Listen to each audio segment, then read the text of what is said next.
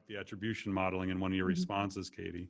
Um, Talk to us about like what is the fundamental problem with last touch, first touch, which I assume for most marketers they're still using as a default one of those models. Is that accurate? I mean, you guys deal with this more than I do. That it's Mhm. likely that that's probably what they're doing. One of those. Absolutely, yeah. Okay. Because it's easy to understand.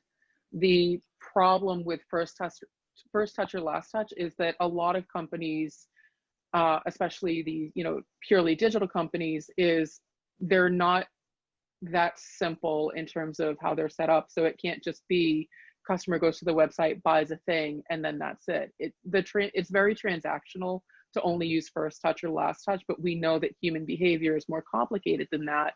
And most companies are utilizing more of their digital channels: email, organic search, paid search, social, paid ads, and so on.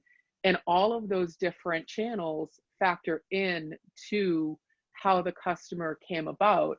And so the challenge with first touch or last touch is it's exactly what it sounds like. So if the first thing someone does is they read your email, then that's what gets the credit for bringing in the customer. But the last thing that they could have done was see a social post. That social post never gets any of the credit. And so what we're trying to do is educate marketers on giving a little bit more of that balance, understanding that maybe your path to purchase is 20 steps and it's 6 different channels, and customers kind of go back and forth through all of those different channels. Or maybe it is only 3 steps, but you would never get that information from a first or last touch model. You need to really understand how are all of these channels working together. And so Chris has a couple of different analogies that I'm sure I'm going to butcher.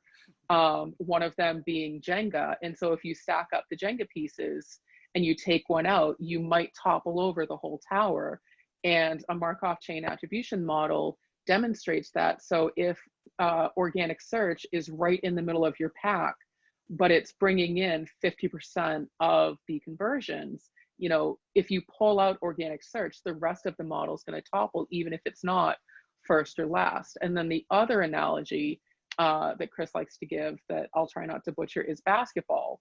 And so if you have someone like Paul Pierce who's making all of the shots, or I believe, Chris, now you're mentioning Steph Curry, who's making all of the shots, you still have people who are passing the ball to him.